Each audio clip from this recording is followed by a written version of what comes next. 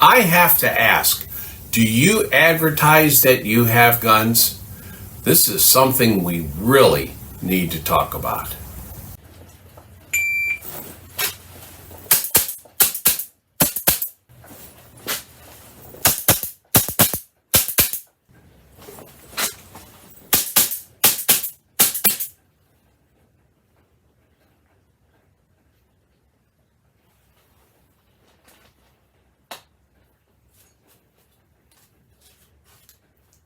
Hey everyone, welcome to The Armed Citizen, a channel focused on giving you content that I wish I had known when I first started carrying some 30 years ago. Please like, share, subscribe, and comment. I learned from both positive and negative comments, so please give me your honest opinion. Let's get into the content.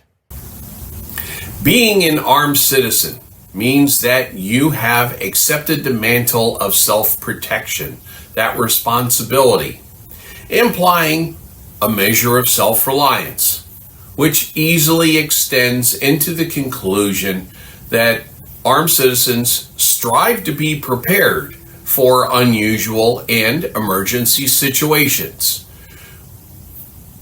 That makes us otherwise known by the derogatory term preppers.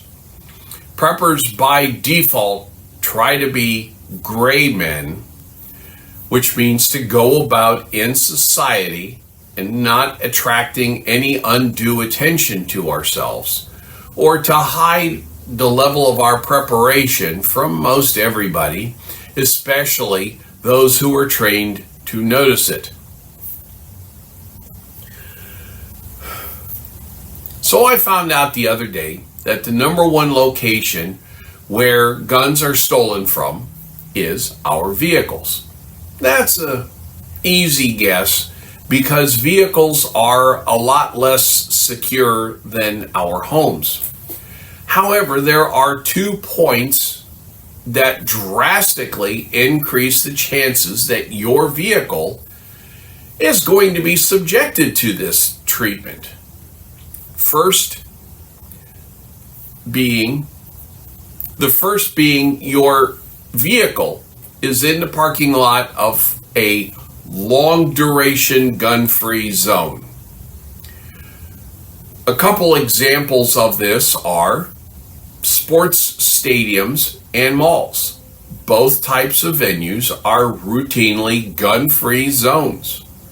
And a person is in a sports stadium for anywhere from 2 to 4 hours, depending upon the sport and the crowd size.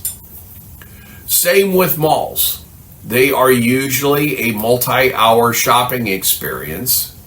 And with the venue being a gun-free zone, the armed citizen must leave his firearm in said vehicle while he or she partakes of the goods and services within. The last indicator is the real tell. What would be the single greatest indicator that tells the criminal there are unattended guns in this vehicle? That's your advertising, telling people things, private things about you in public.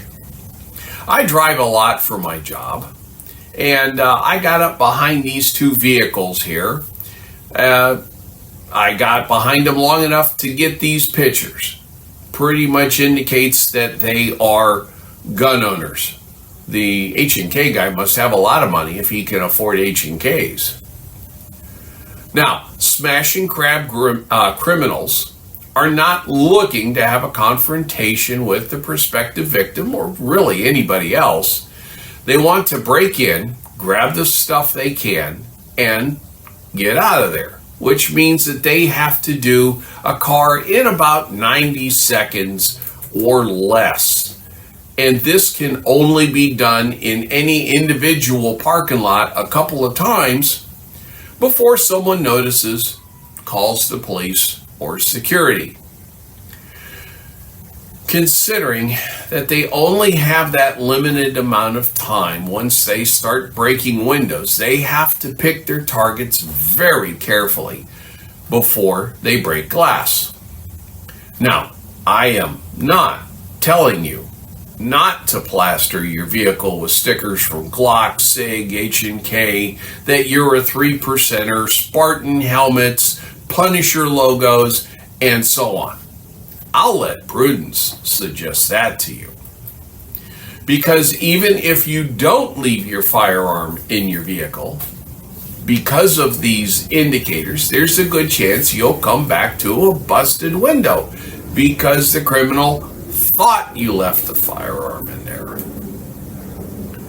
So, if you have to leave your firearms in your vehicle, I suggest a gun safe that is permanently mounted to your vehicle that you can't just pull out, or the kind that come with a looping cable that you loop around one of the posts of your seat so they can't just pull it out.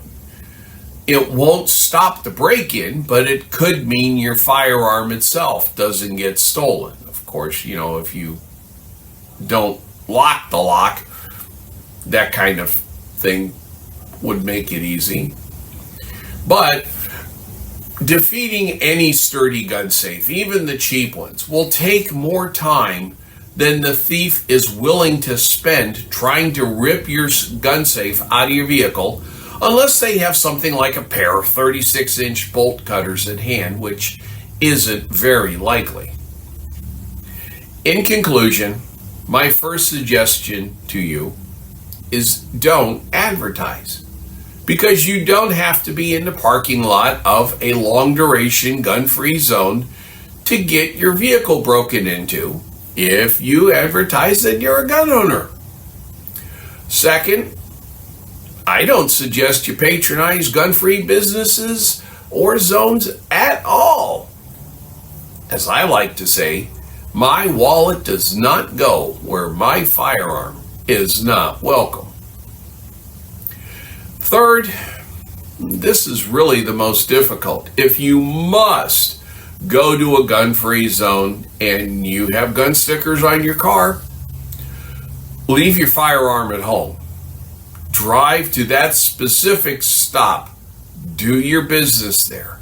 Return home to unload your haul, and then you can strap up before going out again. So, those are my suggestions. Do what you want. I'm just trying to bring this to your attention to minimize the chances of getting broken into and or having a gun stolen. Not a big video today, just a little bit of contemplation. Y'all have yourselves a wonderful day.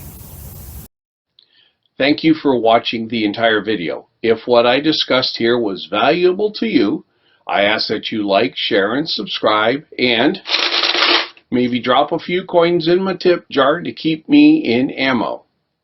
Thank you.